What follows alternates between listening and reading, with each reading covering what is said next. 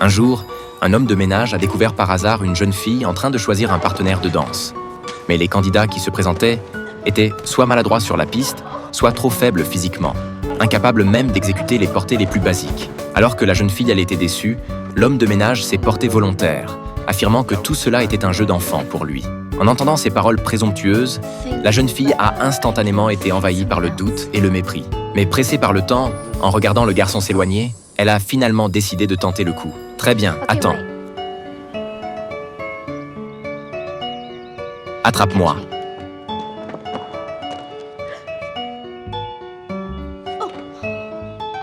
Lâche-moi.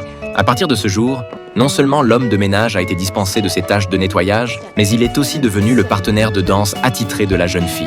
Ce qu'il ne pouvait pas imaginer, c'est que dans un avenir proche, il allait renverser la situation et devenir la nouvelle étoile la plus brillante de la danse aux États-Unis. Vous n'auriez jamais deviné que ce garçon nommé Jack, il y a quelques mois, était encore un adolescent rebelle vivant dans un quartier pauvre. Il aimait semer la pagaille avec ses copains voyous. Même son travail d'homme de ménage dans une école privée était dû au fait qu'en s'amusant, ils avaient accidentellement brisé une vitre de l'école. Mais au lieu de s'enfuir, ils en avaient profité pour s'introduire dans l'établissement et commencer un saccage effréné. À cause du vacarme, ils avaient fini par se faire repérer et intercepter par un agent de sécurité. Mais pour permettre à ses amis de s'échapper, Jack avait endossé seul toute la responsabilité. Et parce que sa famille était très démunie, le juge n'avait pu que le condamner à effectuer 200 heures de travaux d'intérêt général à l'académie. C'est ainsi que par un curieux hasard, il était devenu le partenaire de danse d'Amy. Mais la directrice ne comprenait pas pourquoi Amy avait choisi un voyou comme partenaire. Elle pensait qu'Amy prenait des risques. Cependant, face à l'insistance d'Amy, elle a fini par accepter leur demande de danser ensemble. Tout cela parce que le partenaire habituel d'Amy s'était accidentellement foulé la cheville. Cet événement inattendu avait donné un gros mal de tête à Amy, car elle préparait le grand concours de fin d'études.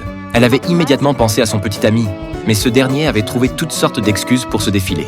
Amy n'avait pas remarqué que toute leur conversation avait été entendue par Jack qui se tenait non loin. Sa mère l'avait aussi sérieusement mis en garde.